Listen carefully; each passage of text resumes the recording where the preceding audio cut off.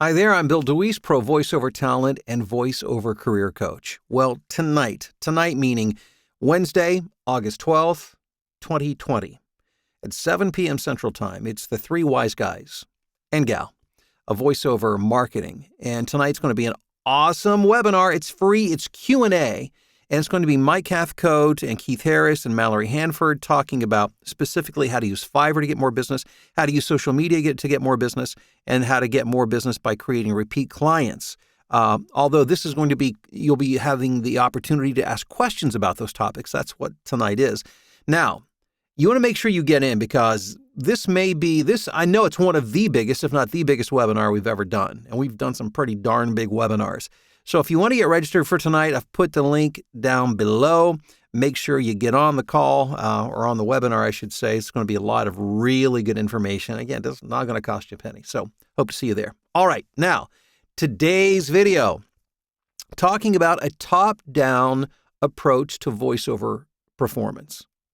So let me start by explaining what a bottom-up approach to voiceover would be. And perhaps you're familiar with this approach. The bottom-up approach is where you start by really looking at the words and the sentences, the nitty-gritty, trying to decide where you're going to pause, what words you want to emphasize, looking at flow and more of the technical aspects of the script. That's the bottom-up approach. The top-down approach which is what I advocate, is where you're looking at the big picture and understanding context first. I'm not saying the nitty-gritty and the technical aspects are not important. I'm just saying they're about 5% of the total equation. But the context is like 90 to 95% of the equation. So when I'm asked about this, here's how I like to explain it. I want to imagine that you're going to have a conversation with a good friend or a family member. And before you go into that conversation, maybe you have something specific you want to talk about. Do you think through exactly where you want to pause when you're speaking to them and what words you're going to place emphasis on, where you're going to slow up and where you're going to speed up or slow down? No, it's just not the way we communicate. Because why? Because we understand the context of what's going on. We understand what we're trying to communicate. We understand how we feel about it. And when you understand the context, where you are, who you're talking to, what you're trying to accomplish, and how you feel about that, then everything else, most everything else, the technical aspects will come intuitively.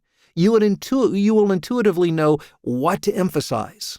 You'll intuitively know where to speed up, where to slow down, where to pause, those kind of things. But if you start with that, then what you do is you take all the attention away from what really drives the read. And that is the emotion that comes, how you feel about it, trying to tell the story.